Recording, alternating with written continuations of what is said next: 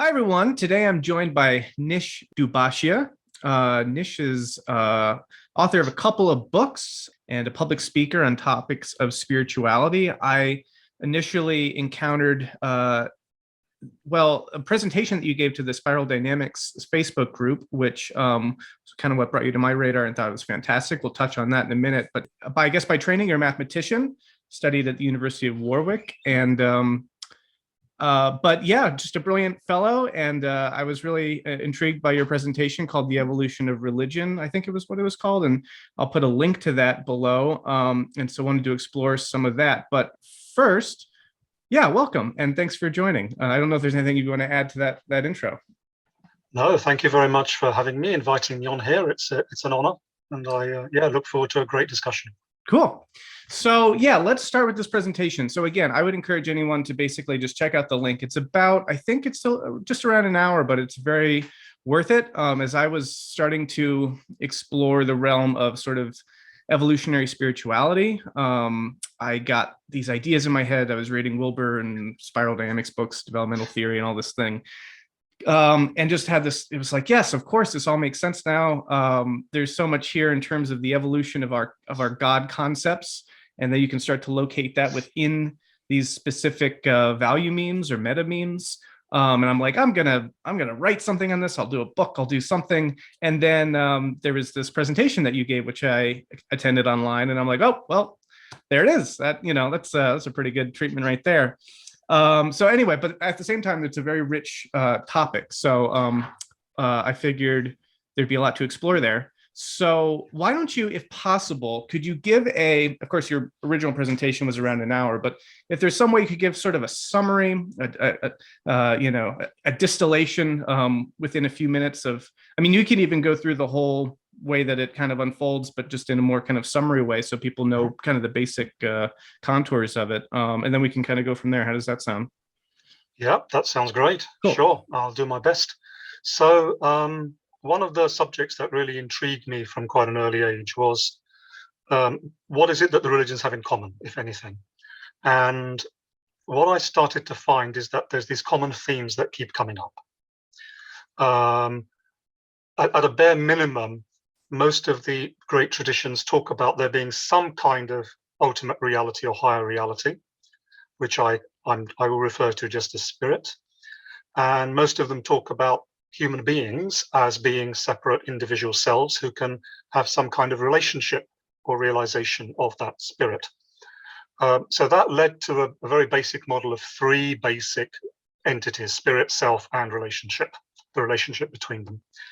And what I started to see across the traditions is that all of them seem to tell a certain type of story, which is that we lose our connection in some way from spirit. There's some kind of disjunction between spirit and self, which leads to suffering.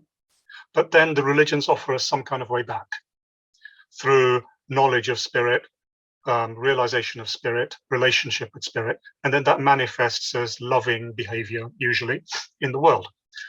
So what I did is I abstracted sort of 7 basic principles that we can isolate from this story, which I called spirit, self, suffering, hope, knowledge, salvation, love. So there are these 7 basic principles that seem to show up everywhere in some form or another.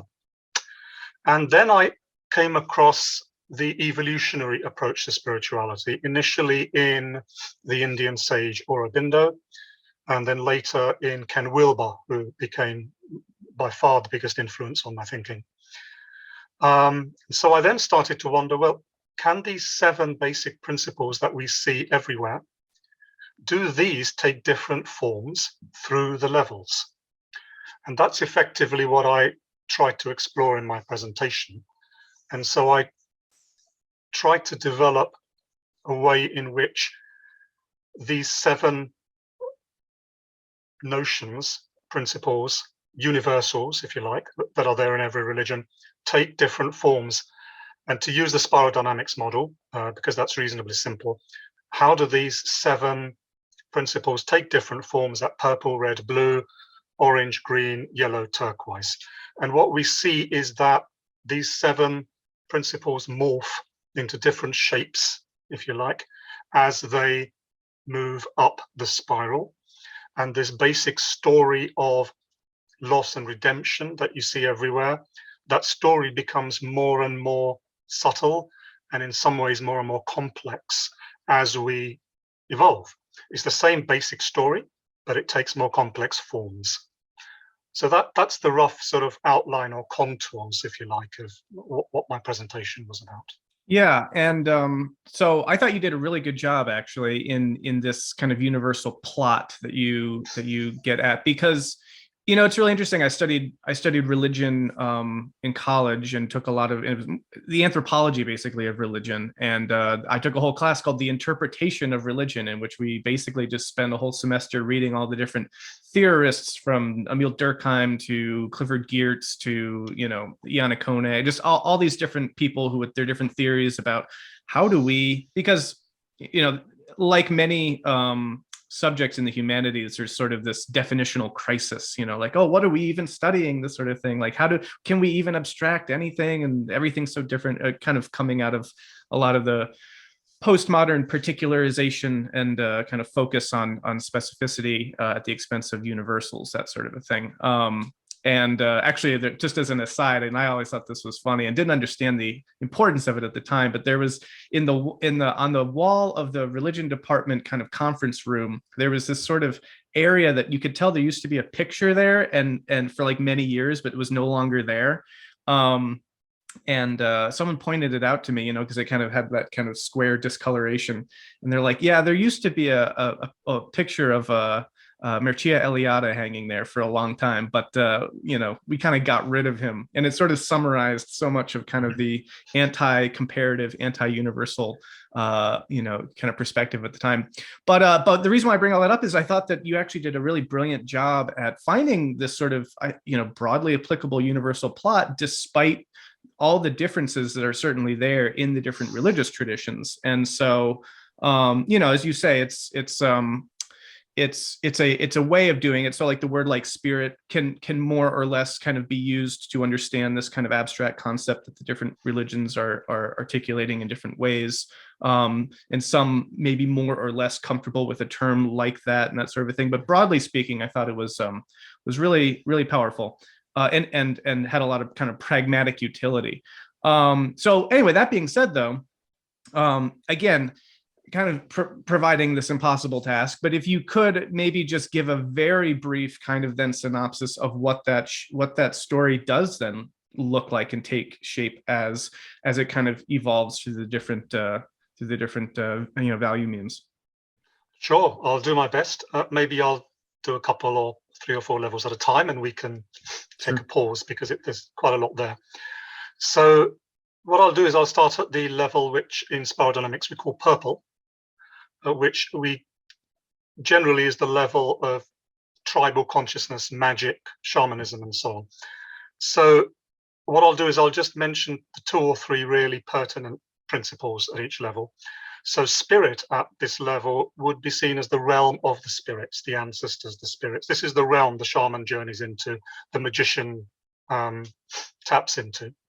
And our suffering at this level is essentially because we're in some way out of favor with these spirits. And that can bring upon us what shamans or magicians may refer to as curses or soul loss, or whatever.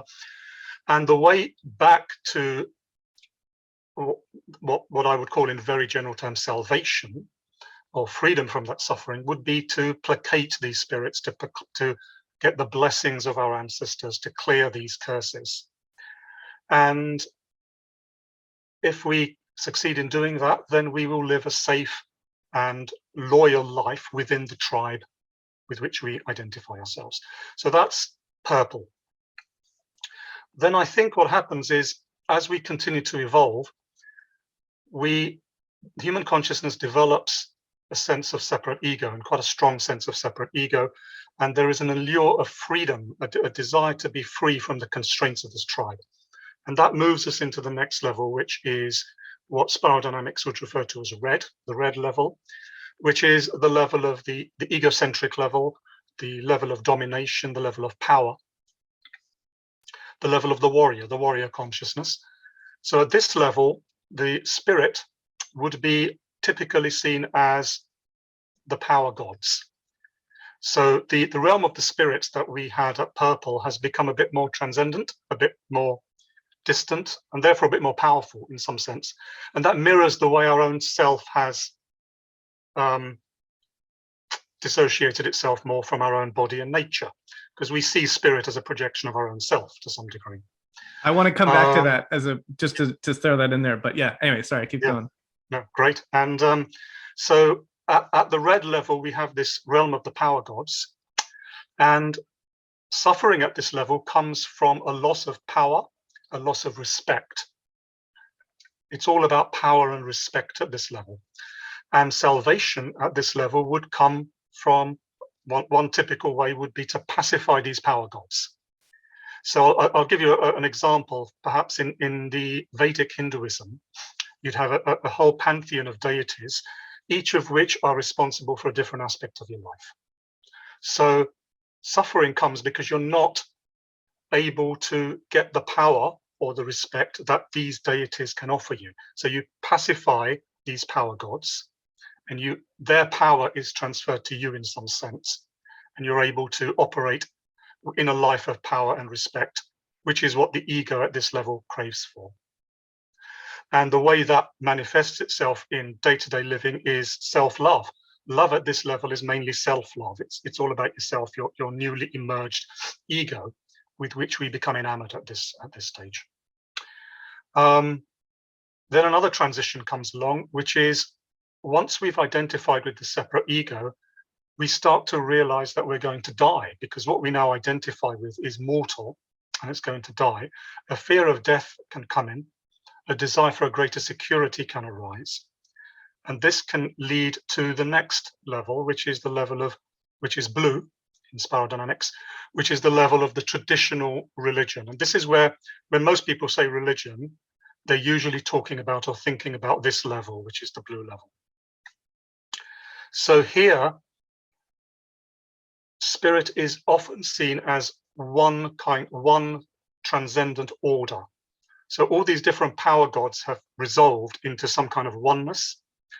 And it can either be a one monotheistic God, as we see in the Abrahamic traditions, or it could be some kind of transcendent oneness or emptiness, as we see in the Eastern traditions. And suffering arises here, or is perceived here, because we're not aligned with this transcendent oneness in some sense. Either we're disobeying the commandments of that one God, which you see in the Bible, for example, or we are failing to realize our true identity as that oneness, which you'd see in Hinduism, for example, and there's various variations on that. So here at blue, salvation would be, or would come from aligning ourselves with this one transcendent order, either through obedience and forgiveness, if we're talking about a personal God, or through some kind of mystical experience, enlightenment, awakening, if we're talking about a more impersonal oneness or emptiness. And typically, a life lived at this level would manifest in terms of duty, honor, morality, traditional morality, and so on. So those are the sort of three pre-rational levels before we move into rationality. So did you want to take a quick break there? And maybe... I think actually this is a great pace. I think you're kind of concisely doing it. So I think we could probably go all the way up and then kind of reflect once you've kind of gone through them all. Yeah, this is good. Okay, great. It's not too fast. It's about right. No, again, I think that people who really want to get more into the details could check out the presentation, but I think just kind of providing sort of a basic sense of the progression so that people tuning into just this can kind of, we can have some stuff to work with. And then of course, you know, beyond the presentation, there's many other materials that kind of could explore this kind of same terrain, which we can talk about and I can link to and stuff like that. But yeah, just for this purpose, I think this is a really good sort of pace. So yeah, keep going. Okay, great. So as we reach the end of blue, transition factors to the next level can include education. We learn about science, we learn about history, we question some of the dogmas of blue. we see some of the contradictions in blue religions, in the teachings, between the teachings and the followers. Maybe we want to have a more comfortable material life than religious people often have. And this can lead to the emergence of orange, what in spiral dynamics we call orange, which is the level of rationality, the level of materialism typically. And here, spirit, now this is a level that's not typically seen as religious, but the essential story of loss and redemption still seems to exist even at this level, because we still have a sense of losing something of value and regaining something of value, some kind of meaning. So I think at this level, spirit tends to be seen as the material world, the empirical world, matter, energy, the cosmos in physical terms. And suffering tends to be seen in terms of not making the best of the opportunities that a material life can give you. So this can be seen as poverty or illness or unhappiness. Happiness is kind of the big thing here. We want to make the best of our life and be happy. And the way salvation at this level, the way we end suffering or reduce suffering at this level would be to use science and use reason and use technology and modern medicine and democracies and capitalism to get all the things that the material world can offer us, specifically health, wealth, progress. And this would manifest in a life lived in terms of mutual respect for other people's achievements. They respect me for my achievements. And the world tends to be seen as a meritocracy at this level. So again, typically we wouldn't refer to this as a religion, typically, but we can see the same story playing itself out of loss and redemption. Now, orange starts to wind down for a number of reasons. It can do. One possible reason is that mystical experiences of various kind can break through. Nature mysticism typically can often happen at this level. People can often find themselves getting bored with merely material pursuits, and some kind of existential angst can kick in as well. You know, is this all there is? I've got my cars, I've got my houses, everyone respects me, everybody admires me. Now what? And this can often lead to a transition to the next level, which is referred to as green in spiral dynamics, which is the postmodern relativistic level, typically, we can call it. Also, it's the romantic level, the existential level. So at this level, we've often outgrown our belief in traditional religion. To a large extent, that's been deconstructed in orange. But we're still aching for something spiritual now, and we want something spiritual beyond merely material pursuits. And a typical way that can manifest at green is spirit now is seen as the harmony of the cosmos. I look at nature, it's harmonious, it's beautiful. Just that going with the flow of nature and everything in nature being in harmony with itself, that's a typical way. It's not the only way, but that's a typical way that green could understand and perceive spirit. So suffering at this level would often be analyzed or interpreted in terms of disharmony. We're out of alignment with the universe. We're not living in harmony with nature. We're not living in harmony with other people. People at this level often can want to go back to nature, go and live in more natural surroundings, live in communes, go back and live in harmony with trees and rivers and mountains.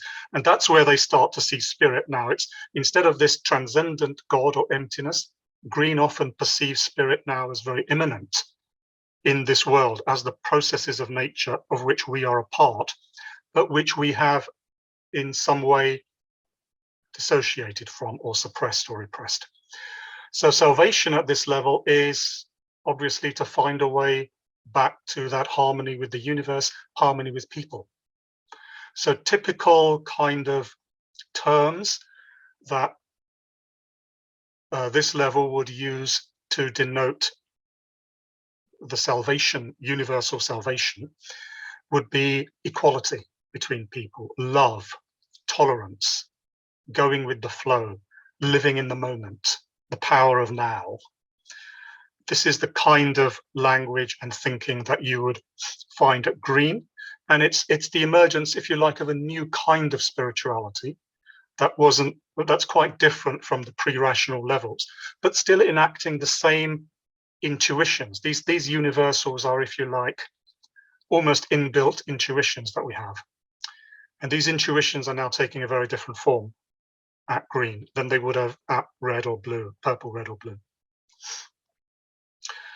Again, as with every level, some kind of dissatisfaction can enter the picture as we move to the higher aspects of Green. We can start to see the failure of the counterculture. Why is it these incredible insights from the 1960s didn't change the world? The world doesn't seem any better, it seems worse in some ways. So counterculture can disillusion us.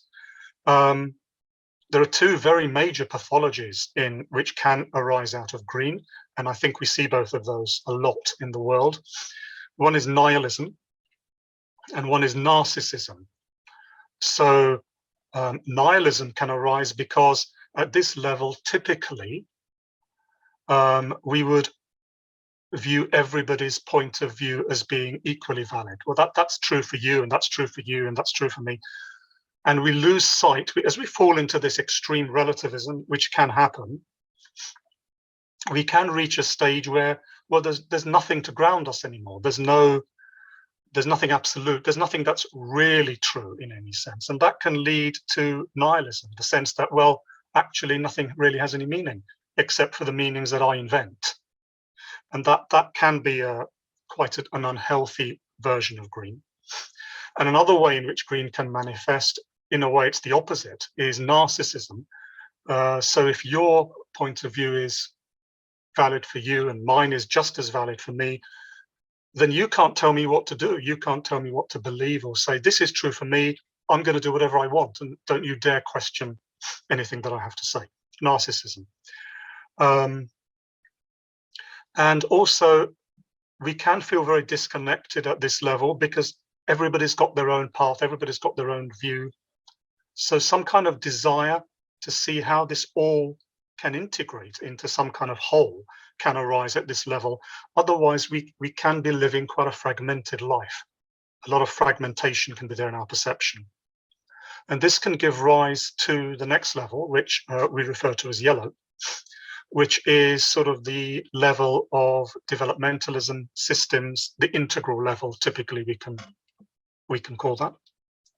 And at this level, we start to perceive that all these different views and paths and points of view that we just saw as disconnected in Green, actually, there is a pattern that connects them all. They're not just arbitrary fragments. There is an underlying pattern that connects, and that pattern is the pattern of development. Different views, all these different views that we're now considering to be valid for the person who's holding them, start to be seen as manifestations of different levels of development. In a way, that's what we're doing now. We're actually engaging in yellow integral thinking in a way. We're seeing that all these different views occur at different levels of development. And that developmentalism becomes a pattern that connects the fragments of Green. So here, spirit would be seen, or could be seen, as the evolving cosmos. If development is the pattern that connects, the whole cosmos is evolving, and our own evolution, or the evolution of humanity, or the evolution of different views, is just a reflection of that big picture, the big picture of evolution. And suffering can arise because either we're not sufficiently developed to be able to deal with the complexity of the life conditions that we're facing, or the level of development that we have adapted to in quite an unhealthy way. So salvation at this level can be one of two things: either translation, which is to remain at the same level of development but move to a more healthy form of that level, or transformation, which would be to find ways to transform to higher and more complex levels of development that are more appropriate to the conditions that we're actually facing in life. And love at this level would manifest as giving people space for their own evolutionary journey.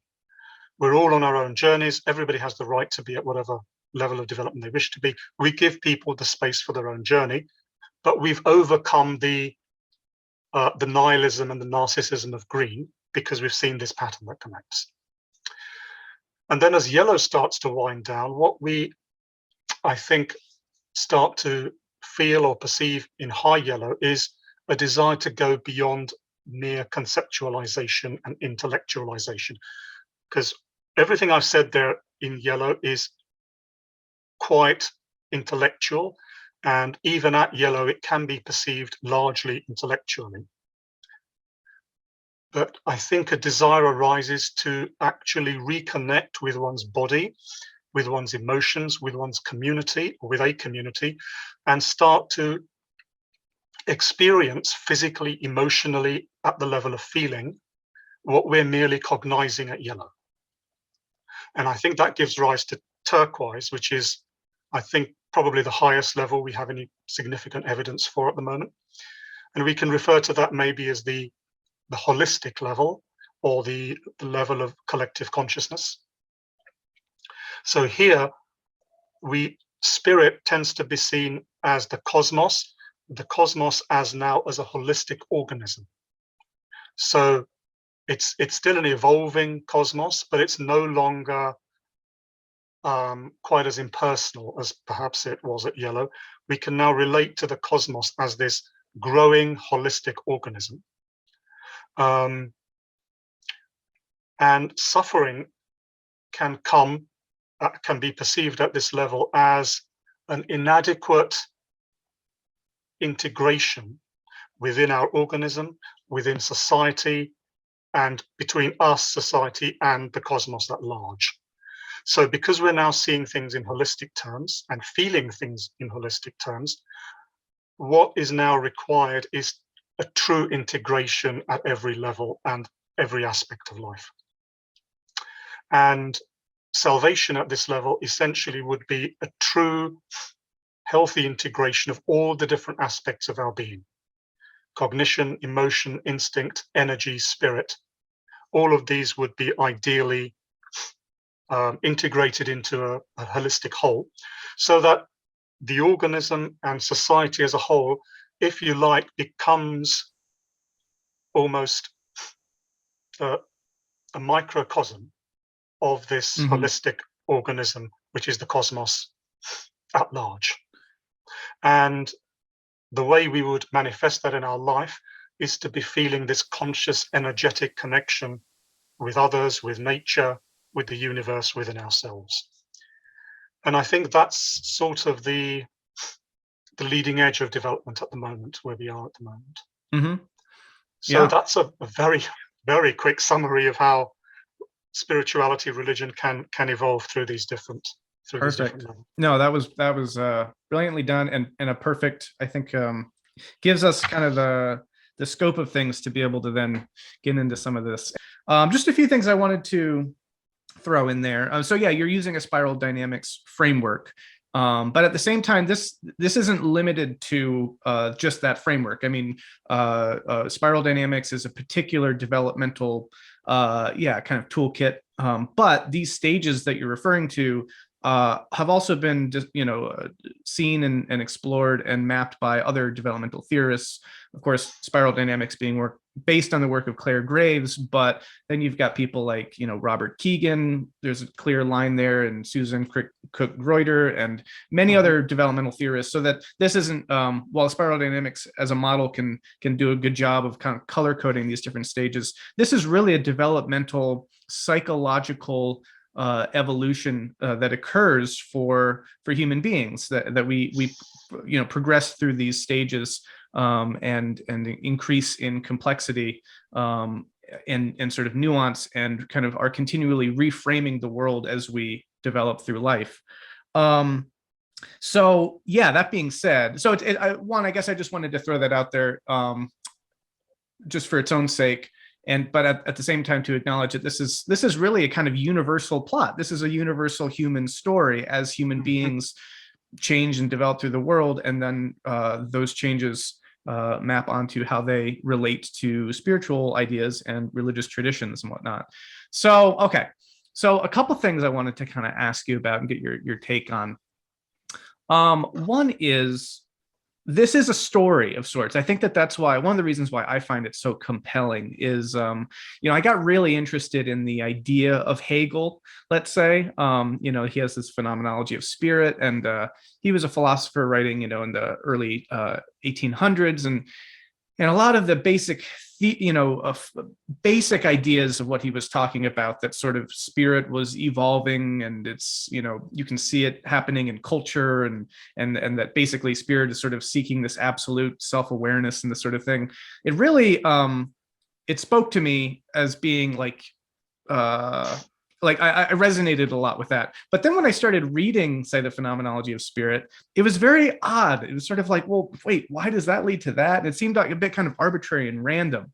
And one of the things that personally I find so compelling in this articulation is that you have a similar kind of idea of the evolution of spirit, but it's a lot more logically consistent, and it's also sort of empirically valid. It's something that we as individuals go through. The idea that this is a narrative, when you think about religions of the past, there are often biblical texts, stories, and narratives that kind of give them a lot of their emotional and psychological kind of power, I think. And so thinking of this sort of evolution of spirit as a narrative like that, I was wondering if that's a way that you yourself relate to this, if there are any potential pitfalls of thinking about this as its own religious narrative. Yeah. So I would say that one of the reasons why it can be so powerful to think of this,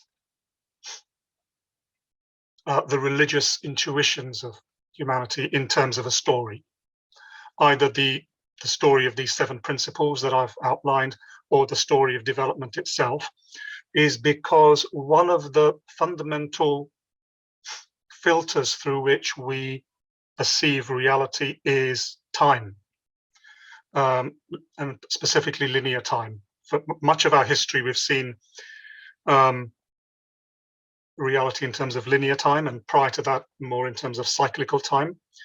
And so I think that's going to filter even our very search for meaning, and even our very perception that we've lost some kind of meaning and we need to regain it. It's all going to tend to be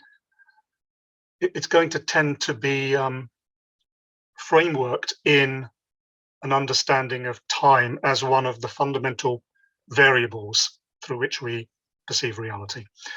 And so, and I think this changes. I think as we move to high yellow and into turquoise, I think our perception of time itself starts to change. I think linear time itself starts to unwind to some degree as conceptual thinking starts to unwind. So the very notion that there's a story being told here, developmentally or personally, I think itself is, and this is going to sound slightly paradoxical, but the notion of development itself comes out of a particular level of development, if that makes sense. Sure. Yeah. Yeah. Well, I was going to say too that it's also then easy for the idea of development as a story to then sort of be kind of downward assimilated to maybe blue level ways of thinking of, oh, now this is just our new kind of scripture, gospel, what have you. And so that's sort of a potential pitfall, but maybe also, well, I'll save some of these questions maybe when maybe for a later point when we can really get into some of the nitty gritty here. But I'm very interested by the whole way that this developmental model itself becomes developmentally reflected, as you were. You can kind of take this way of thinking, and Zach Stein's done work on this in terms of thinking about developmental models through the lens of developmental models and how they get sort of potentially deformed or at least reshaped at the different stages. Well, let me change tack before maybe exploring some of that. You mentioned at the outset that spirit is sort of a projection of our own self at these different stages, which to me is a really compelling idea. And it's one, of course, that Jung makes a lot of in his idea of God is in some ways the archetype of the self, capital S. And so I wanted to, say more about that, how you think about that is self and spirit sort of co-evolving, or maybe even being, I don't know, potentially different words for the same thing. But yeah, I wanted to get your ideas on that. Yeah, I think I would say spirit and self are co-evolving, yes. In a way, when our perception of spirit, I mean, let me define spirit in very general terms as that, I'll follow Paul Tillich, that which is of the ultimate concern to us, or that which is ultimate in some sense. If we're going to perceive spirit at all, or talk about spirit at all, we have no choice but to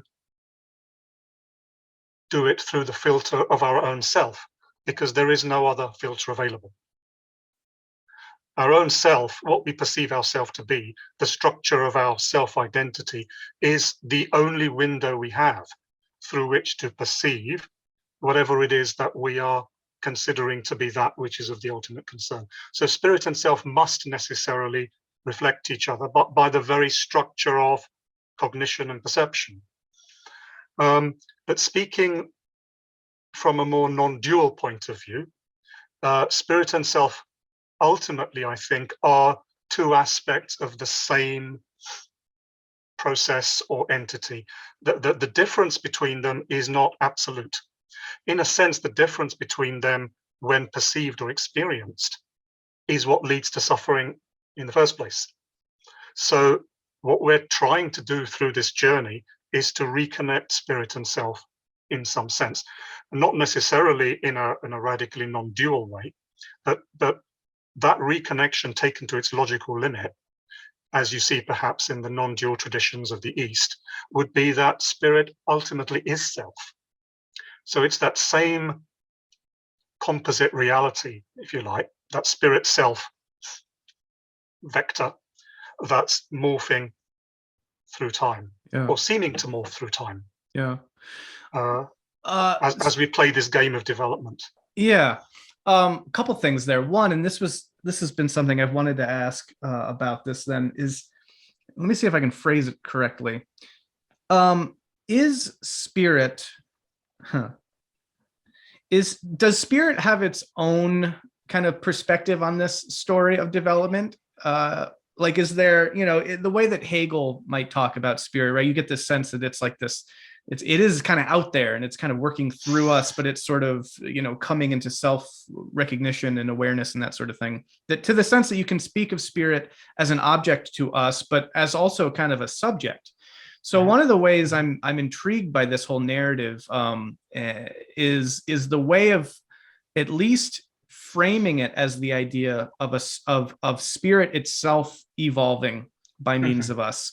But at the same time, I sense a danger there, potentially language kind of getting in the way. We're sort of reifying this thing that we're really talking about as our own development, and we're sort of projecting it and calling it this other thing. So talk a little bit about that. I mean, if you get the sense of that question. Yeah, I do, yes. I mean, I would say, now speaking from a sort of Hindu background on this, I would say that we can talk, and remember this is very metaphorical talk. Spirit, if you like, we can say has two aspects. which we can refer to as the transcendent and the immanent aspect. I think the transcendent aspect doesn't get involved or lost in the whole story of development. The transcendent aspect always remains transcendent. It always remains free of all of this. But the immanent aspect of spirit loses itself in this story of development. Again, speaking metaphorically, it forgets who it really is, or he or she really is, and loses itself through some kind of process of involution, speaking mythically now, right down to, a matter, and then through a process of rediscovery, matter to life, to mind, to soul, to spirit, rediscovers and re-remembers who he, she, it really is. And we are part of that instrument through which spirit is remembering itself. So our true identity, which we forget because we overlay all these other contractions on top of it, is spirit in the process of re-remembering itself. But at the same time, spirit has also, in its transcendent aspect, never truly forgotten who he, she, or it is.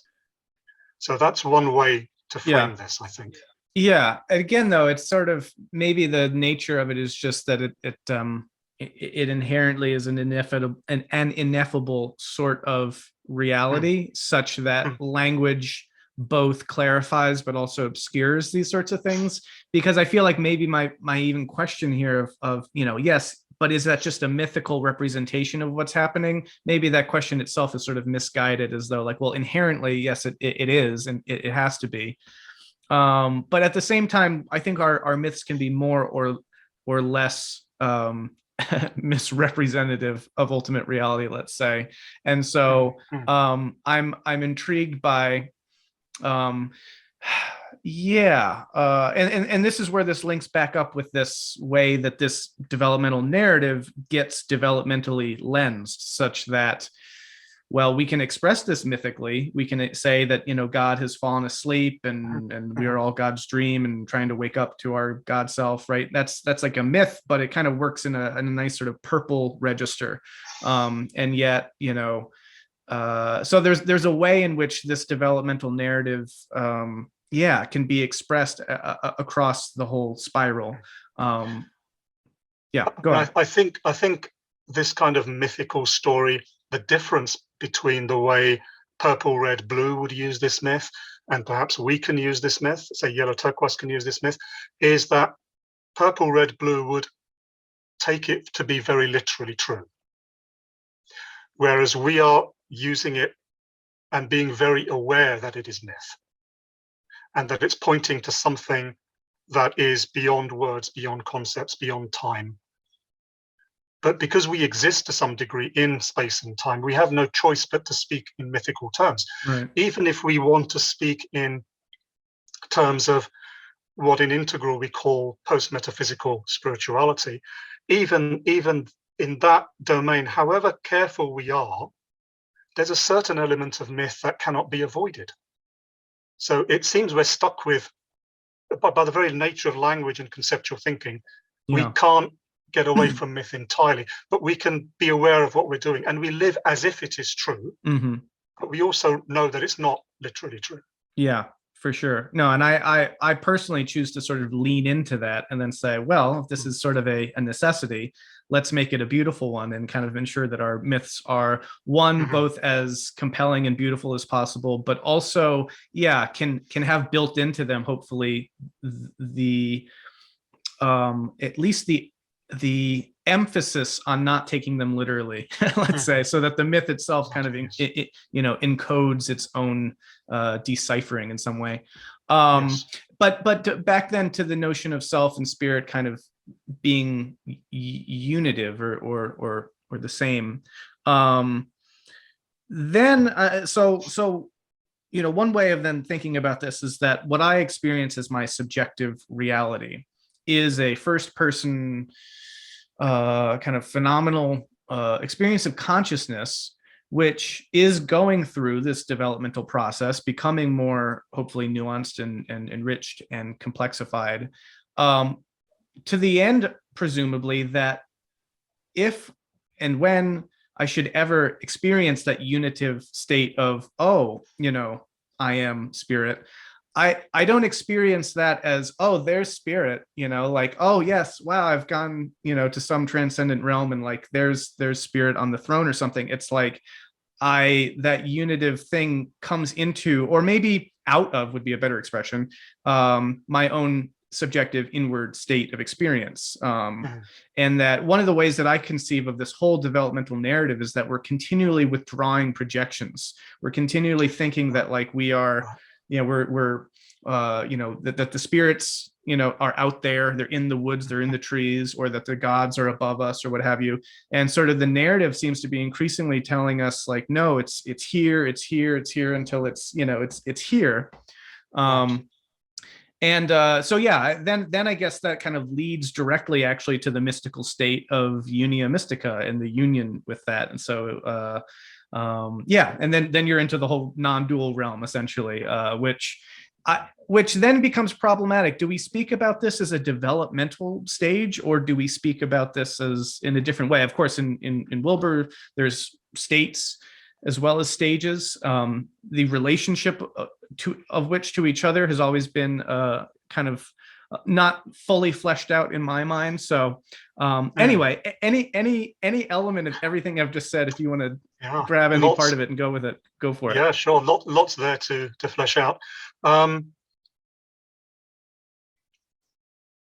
In the integral model, one very useful part of that model is what Wilber calls the four quadrants, which you must be familiar with. And the four quadrants, if you like, arise out of two primary dualisms, which is the internal versus the external, interior, exterior, and the one and the many. And I think that as we develop these two sets of dualisms, always seem to be present. But as we move, I think, to much higher levels of development, we could speculate. I think those dualisms themselves start to become, start to be overcome. So the very distinction between internal and external starts to dissolve. The very distinction between one and many starts to dissolve. And the quadrants, if you like, dissolve into emptiness or dissolve into spirit. So we would no longer see spirit as object in the way we might conceive it mythically, because there's no longer a subject and an object left by the time we've reached union with the divine. And is it one God or is it many gods? That these questions also will start to lose their meaning, because these dualisms have started to fade away. And I think one of the ways this happens is our filters also start to become dissolved. It's our filters, our cognitive filters, that are creating these dualisms. And as we develop, our filtering process becomes less and less. So if I can talk this way, and again, this is mythical, but we stand in front of a very naked reality. We see reality for what it really is. And it's us. It's no different from us. As for the second part of what you're saying, which is non-duality and the relationship between non-duality and the stages, there are writers such as Aurobindo in the East, to some degree Teilhard de Chardin in the West, Plotinus in some degree in the West, that would talk about union with the divine as being at the end of some kind of process of development or process of ascent. I tend to think that the state-stage model is actually more representative of what happens in most cases. I think in most cases we have these temporary experiences of psychic, subtle, causal, non-dual, and then we have no choice but to interpret them afterwards, or even while they're going on. We don't really know to what degree we're constructing them on the basis of the level of development that we've reached, which effectively are the tools with which we can construct and interpret our experience. We have no choice. So if a Hindu has a causal experience and a Christian has a causal experience, they're going to interpret them differently, not only in terms of their belief system, but maybe in terms of their development. As for whether we actually move on past turquoise into higher and higher stages, third tier, fourth tier, and eventually reach some kind of permanent stage rather than a state of the non-dual, I think that's probably speculative at the moment. I think we don't really know that. It makes sense, it's plausible. I'm inclined to that belief, but I think we probably don't have quite enough evidence yet of what really happens post-turquoise in terms of stages. Can you see that? Yes. Great. So this is just one possible way we can understand non-duality. So in Buddhist terms, the two fundamental aspects of duality are emptiness and form. So we have form there on the right, which is anything that we can actually experience as an object. And we have emptiness on the left, which is essentially the reification of the insight that nothing is permanent and nothing has permanent essence. In Hindu terms, that the same kind of duality can be spoken of as consciousness and light. So we have consciousness, which is always present throughout form and beyond form. And all form is really just an expression of light or energy. And these two ultimately are non-dual. So at the bottom there, we've got conscious light, emptiness is form. So conscious light or emptiness is form is the true non-dual nature of reality as a whole. And evolution and involution, development, it all takes place on the right side of that circle. It all takes place within form. So within form there, we've got gross, subtle, causal. That's all within the realm of form. And while all the involution, evolution is going on in that right side, emptiness and consciousness is always already the case on the left side. But really the left and right are one in a way that we can't really conceptualize very easily. So that's one way of looking at or depicting non-duality. Yeah, so this is interesting. Question then. I mean, we're at the upper reaches here, so we're sort of both, we've sort of in some ways left some of the things we were talking about behind, but potentially kind of led to or arrived at where they're leading. How do I frame this question? There's a couple things here. One is, so thinking of emptiness as consciousness, and I know that Wilbur does talk about that too, that basically consciousness is the sort of the space in which, you know, these things are kind of unfolding. But then maybe it's not the most felicitous turn of phrase to speak of the evolution of consciousness. It's more like the evolution of forms occurring within the field of consciousness. I know Wilbur talks about this idea at some point, and I kind of forget where he lands on all this, because he does make a distinction, I believe, between sort of the altitude of that emptiness or something like that. But I don't know, clarify that a little bit in terms of what then is evolving. Is it just the forms that are then able to do much more interesting things with consciousness? Or, yeah. Well, I think the word consciousness is used in two different ways here. So the consciousness on the left side of the model, that is divine consciousness or ultimate consciousness. The consciousness that's developing on the right side is personal consciousness. That is the consciousness of a particular form. Whereas the consciousness on the left is the consciousness that underlies all form. But they're not entirely unrelated either, because the consciousness on the right is the result of the consciousness on the left misidentifying itself with a particular form. So in a way, you can think of this as the transcendent and the immanent consciousness. And they both coexist. Then another question that this was leading me to was, if our individual forms of consciousness are in the realm of form, and they are what is essentially complexifying. There's a question here for me when, let's say, when we think about what happens at death, which, not to open up a whole new can of worms, I guess, but presuming, let's say that it is a big can of worms, isn't it? But if our consciousness on the right, I'm sorry, on the right, which is in the realm of form, basically, and by that I guess I mean the consciousness that is occurring by means of the complex formulations that my brain is allowing for in bounded experiences, and a very kind of there's a very unique kind of consciousness that comes from a human brain that's kind of different from an ant brain or something, right, owing in large part to its complexity. And so that evolution of consciousness is happening with material physical correlates that you can see as complexifying. Now, at death, let's say, when my brain dissolves and regresses from its complex state back into a simpler substance, my presumption then would be that I lose that higher state of consciousness, and I would then sort of dissolve back into this, ground of being emptiness consciousness.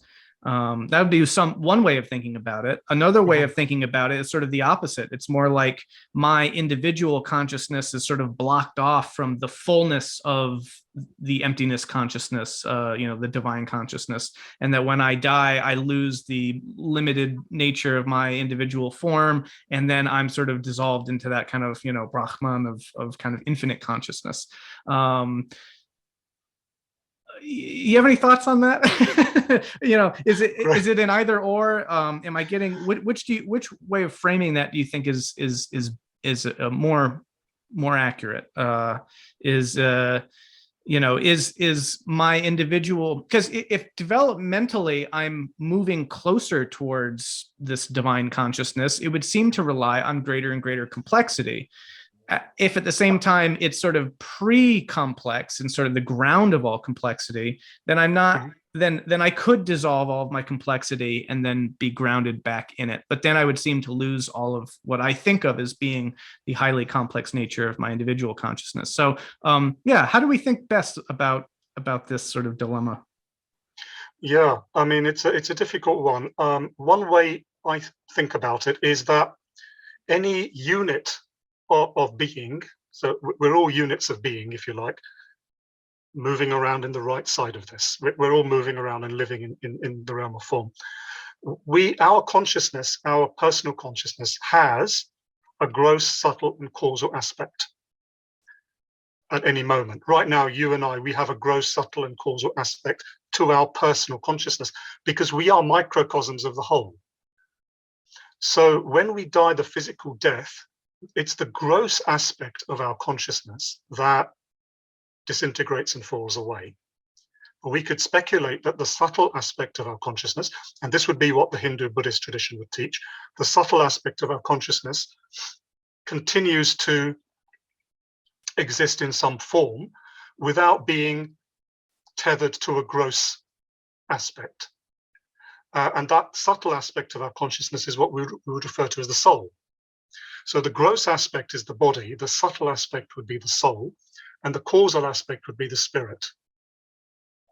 And when we're living on this earth, all three of those are present in any moment.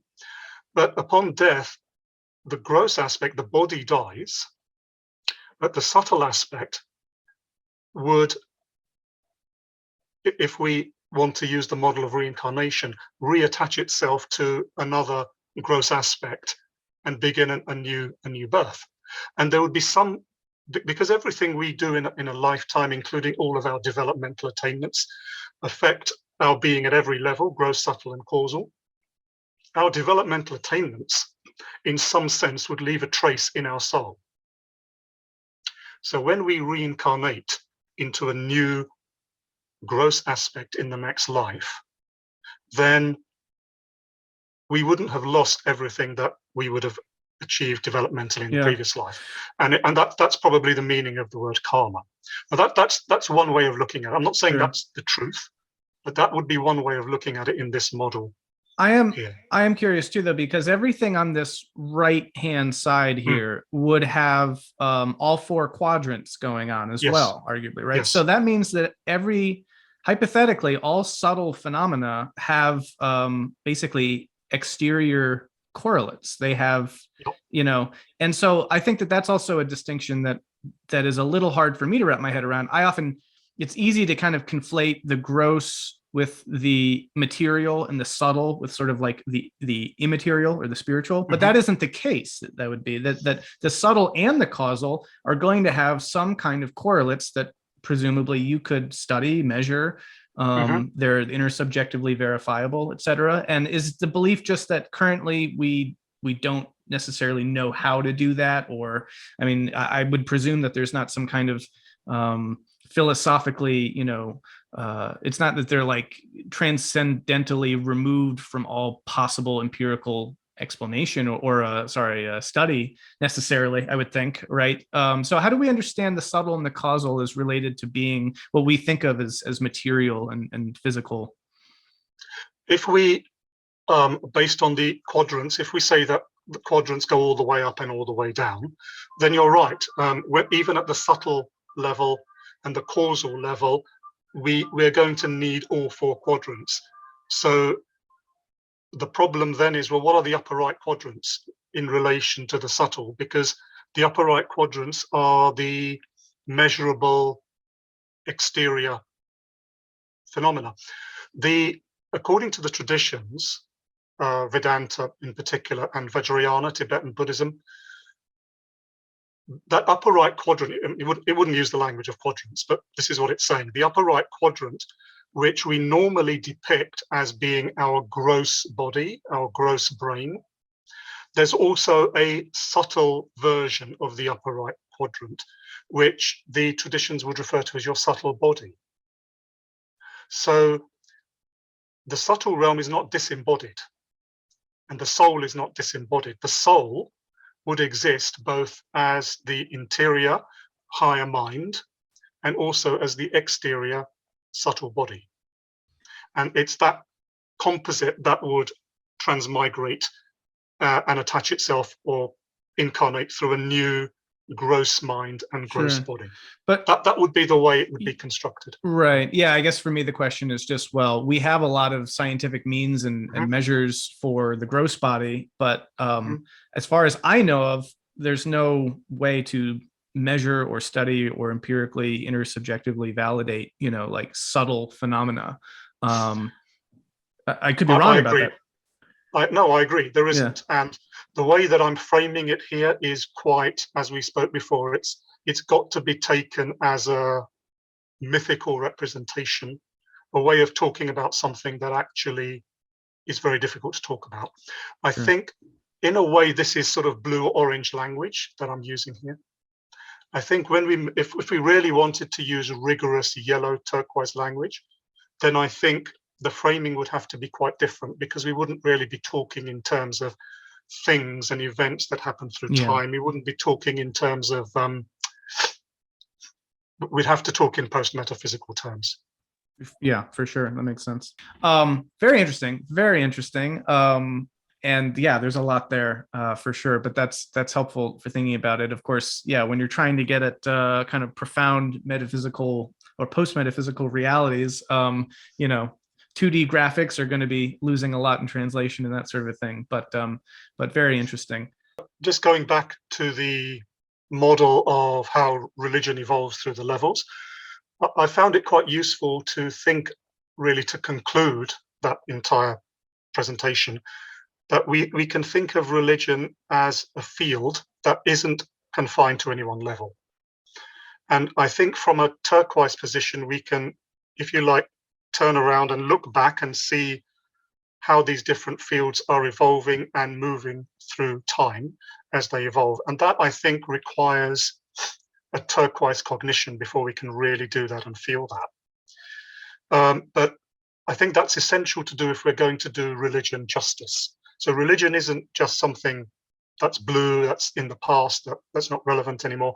Those existential concerns are present throughout development. And we can only really see that and honor that, I think, if we see religion as a cross-paradigmatic universal that traverses the entire spectrum of development, and will probably continue to do so post-turquoise, if we still think in terms of development by then. Do you think this way of thinking about religion can and will find its way into the academy at any point, or do you find because when I was in my program, it was very, as my little anecdote suggested, it was very kind of green, very postmodern. It's hard for me to envision, and this is sad because I think it would be of great use, but it's hard for me to envision like the religion department in a liberal arts university kind of doing a course that kind of looks at religion this way. And yet again, I think it could be incredibly valuable. Do you think that will happen, or do we need like different and new institutions to be able to deal with this material in this way?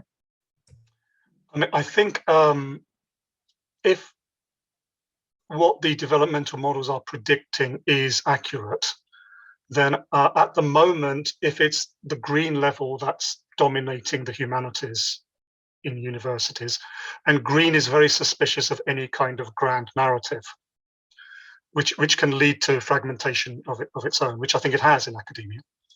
But if development continues in academia itself, which I think perhaps it must do in due course, simply because people evolve and those people will find their ways to academia, then maybe there will be a way back at some point for this kind of narrative to re-emerge, but in a way that's different from blue-orange, in that we hold it lightly. We don't take it literally as blue-orange would take it.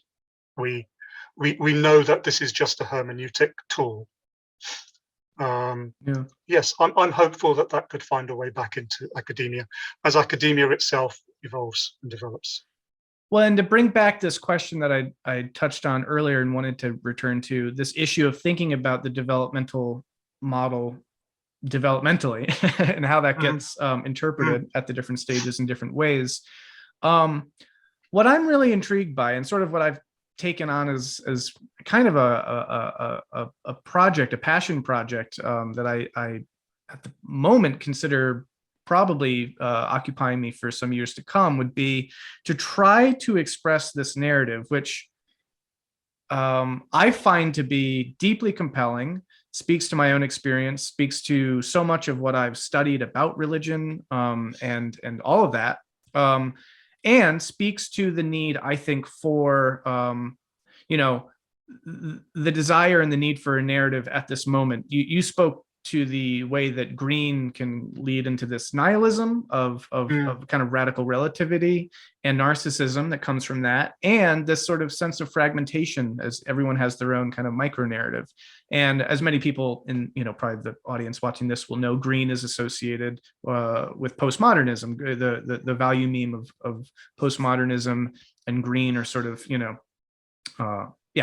kind of map onto each other. And so I find the kind of spiritual malaise, the spiritual crisis, what John Vervaeke calls the meaning crisis, and what many people have been talking about for some years, to be related to that kind of lack of a narrative. I know I experienced that my own way individually. So then to finally get a sense of, oh, well, here's a way of finding or re-expressing a meaningful narrative that can do justice to all the different forms of religion that have come before, and be able to, as you say, kind of be that pattern that connects it all, and do all that, seems to be deeply valuable for our kind of particular cultural moment. And so for me, that translates into this project of, well, how do we take this narrative and how do we sort of translate it? And as someone who's interested in the arts and also religion, I'm really compelled by this notion of, well, what if we do articulate this narrative? How would you say, akin to the ways that religion or the different narratives have been expressed in the other value memes, such that, right? Like, I guess maybe to be very clear about it, like, what if instead of your religious narrative being, well, how do I progress along my path towards deeper meditation? Let's say, I mean, that's obviously still entirely relevant and pertinent in this context as well. or how do I progress along becoming a deeper, kinder, more Christ-like person or what have you. There's a lot of sort of stage models that were kind of developed in traditional religious contexts, whether, like I think of Bonaventure, for example, or, even many mystics who kind of, they were still very applicable to kind of people's everyday religious life. What if there were narratives and tools, stories, contexts in which you were given the means to kind of move developmentally through these stages, right? That would sort of be potentially an aspirational goal, at least. That now it's this very narrative of development that becomes, the meta narrative, and as well as a kind of particular religious narrative, and expressing it in those terms. That to me seems like a very compelling idea. At the same time, it also seems potentially very fraught, for some of the reasons we were talking about, right? Like if you try to use developmental theory, but you're using it in this sort of like blue mode, or maybe even like a red mode, you can turn it into a weapon. You can turn it into, it can go badly very quickly. So what are your thoughts on the future of this narrative as a sort of religious narrative in our culture, what that might do, and maybe what harm it might do? Yeah, that's a very interesting idea. In a way, what you're talking about is a downward translation of an insight that originates really at yellow turquoise, but translating it downwards so it becomes legitimate at some of these earlier levels, red, blue, orange, green. I would have to say, theoretically, it might be possible, and we'd have to thrash out the details of how that can be done. And there's going to be a positive and a negative aspect. I think the positive aspect is that the notion of narrative itself, per se, towards some kind of desirable goal, will have because it's such a universal theme that seems to pervade our lives. I think we would be able to find a way to express that at every level, at every earlier level. The negative aspect is that each of those levels would obviously translate that and interpret that according to the limitations of their own level. And in doing so, they may end up with something quite different to what you're intending. But yes, it's sufficiently universal that I think such a project is worth thinking about. Yes. Yeah. The very fact that this story seems to exist in some form or another at every level. The way I've presented it is just one version of that. Maybe then you could go to somebody who is red or blue, present them that bit of my PowerPoint presentation, and say, well, this is the meaning of your life. This is the narrative you're living. And even though they may not understand that the same narrative has different forms at other levels, they wouldn't understand that probably. They could certainly understand that this is a powerful narrative that speaks to them where they are. Yeah, I mean, for me, I consider the fact that I was 31, let's say, when I first discovered developmental theory and spiral dynamics and this whole kind of narrative expressed in these terms, because it's not pervasive in our culture, and many different kinds of narratives prevail, particularly the orange and the blue. So the kind of modernist progress myth and the kind of traditional religions are sort of the dominant narratives of our day.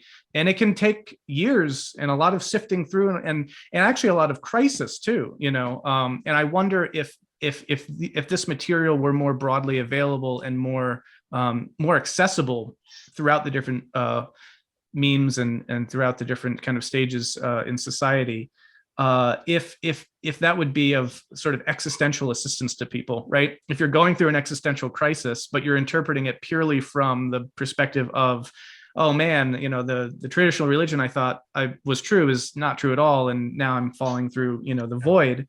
If you had in the background of your knowledge somewhere, oh wait, this was sort of accounted for somewhere, I heard about this, oh wait, yeah, I'm on the path, this actually isn't the end of the world, this is a transformation to a new stage. I feel like that could be of incredible potentially, a lot of psychological benefit to people. That's my intuition. But again, it could also be, one never knows how these sorts of things, manifest. But actually, speaking of that, that's kind of a good segue, because that was my experience. I came from a very kind of blue traditional religious background. And through many things in my own kind of personal life and personal development, studying religion, as you say, that kind of transition from blue to orange, went through that process of kind of transformation. And that was something that you actually wrote a book about. So I'm glad that we can kind of at least briefly speak about this. But I recently got this is your Dancing with Angels book. And it basically tells that sort of a narrative. And I was kind of curious about what compelled you to write this narrative, and maybe potentially like what sort of applications. I don't know if you considered it didactic, or that's probably not the right word, pedagogical maybe in some ways, or if it was just purely, this is a great story. But yeah, speak a little bit about that book and how it maybe relates to some of these ideas of transitioning through the different memes. Yes, I mean, the reason I wrote it, I think, is because it's partly autobiographical. So when I look back on my own life, I can see from the age of 18 or as a child, really, I can see a movement in retrospect through the levels, red to blue to orange to green into second tier. But also, just I feel quite, because I was involved in my teenage years in a very fundamentalist religion, I feel quite passionately about the harm that an unhealthy, extreme form of blue can do. I mean, there are, of course, very healthy forms of blue. And so I wanted just to address how even an unhealthy blue can, triggered by some kind of crisis, as we have in this story, make a movement through orange to green and even higher. And that's what I wanted to get across, not just in terms of models and frameworks, which probably only speak to a limited number of people, but in terms of a real flesh and blood story that people can relate to. So it was, if you like, my argument against extreme fundamentalist religion, and how even from such an inauspicious start, the potential is there to move to, a profound mystical realization, which is what that story is. Yeah, which is interesting, because I completely agree. And you could even make the argument that there's a certain kind of narrative, which I often hear, which is precisely because one found themselves in a kind of very extreme, unhealthy form of blue, that it kind of catapulted them into orange and onward, as a reaction to it, which arguably, like, if it had been a little bit more comfortable, if it had kind of all just been, easygoing, might not have happened. So there's an interesting way in which our unhealthy and extreme versions of these experiences can themselves be sort of the potential catalyst for our own development. I know it was for me, I think. And at the same time, that doesn't justify or what's the word, kind of it doesn't mean, it's not an argument for having extreme radical conservative fundamentalist forms of blue out there. So that's something I can relate to in my own experience. I also, though, I am interested in theoretically, like, trying to understand better and come to terms with those healthier versions of these things. And I think this can be especially true when you do have kind of negative experiences with a particular level, that you kind of dissociate, or you kind of becomes part of your shadow, and you don't really want anything to do with that anymore. So I don't know, do you have any thoughts about that for people who have had an experience like that, and how you kind of reclaim that blue, or whatever level it is that kind of traumatic thing happened at, in a way that's that kind of does lead to healthy development? Yes, development often happens, because development is actually quite difficult. It often happens, not always, but often happens in response to crisis of some kind. When the level that we're currently working with just doesn't work anymore, we can often reach a real moment of crisis, which can propel us forward. And unhealthy versions can sometimes do that better than healthy versions. As you said, a healthy blue can be just so comfortable that you're not going to be in a crisis very easily. Whereas the kind of unhealthy blue, for example, I talk about in this book, is a very, very extreme fundamentalist form of evangelical Christianity, where everything is neatly explained and everything else and everybody else is just wrong. And when the protagonist, essentially the story is his wife and daughter are killed in a car accident, and there's just no way to really accommodate that in his unhealthy blue. And that moves into a crisis which propels him forward. But I think, yeah, that when we're dealing with an unhealthy version of any level, I think there's two main ways we can address that. We can either translate, so help the person to move towards a healthier version of that same level if they're not ready to transform truly, or if perhaps the crisis is great enough, then just moving to a healthy version of that level won't be sufficient. They need to make a leap to the next level of development. Certainly that's happened to me 2 or 3 times in my life. Yeah. Likewise. I think that yeah. Well, that's interesting the way you frame that, though, because it reminds me of the way of thinking about complex systems and sort of, these attractors, right? And sort of like when they're out of equilibrium, it can either, you can either break down or you can break through to some kind of, level up.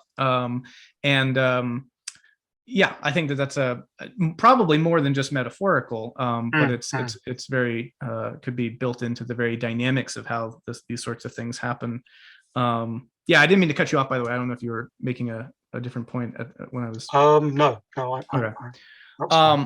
Well, anyway, yeah, it's I think it's a really compelling sort of account of that, that kind of transition. And there are people in my life I've thought of recommending it to, who I feel like would, it's sort of very gently, because you go through the process that the protagonist is going through, so you don't feel like you're sort of being lectured or this or that. It's sort of a story of someone's experience with these sorts of things, and then their growth from that, and could be something that someone who is in a healthy and unhealthy kind of blue context, if finding that book could be like, oh wow, this kind of opened up some new ideas. So very, very cool. Is there anything that you would like to direct folks to in terms of stuff that you're either up to, or any other work or anything like that you feel like you want to share? People can find you. Well, yes, if people found the first half of the talk on the way this story evolves through the levels, if people found that interesting and want to know about that in more detail, then I think you're going to provide a link to the 1 hour talk I gave on that, called Evolution of Religion. And also, what something coming up soon, which some people might be interested in, is on the 26th of March, I'm giving another talk to the same Spirodynamics integral group on the evolution of Christianity. So I'm going to be looking specifically at the Christian religion and focusing especially on the figure of Jesus, and seeing how we might understand Christianity and Jesus, again, through these levels, purple up to turquoise. And I'll be taking a similar approach. I'll be looking at 8 different universals that Christians are concerned with, and seeing how these transform as we develop through the levels. So if anyone has a special interest in Christianity, they might find that interesting. Awesome. Yeah. Well, if depending on when there's a link for that, I could also share that too. But yeah, that sounds really cool. Great. Cool. Well, hey, thank you so much, Nish Dubashia. Stay on the line because I want to just chat after this. But in the meantime, yeah, this has been really good, and I'd love to maybe potentially dig into, again, this. It's such what a topic. There's so many things that we could explore. So so I appreciate your depth of knowledge and familiarity with all this stuff, and maybe we can dig a little deeper some other time. But anyway, certainly. Thank you very much. Really appreciate you coming on. Thank you very much. Thank you for having me. Thank you.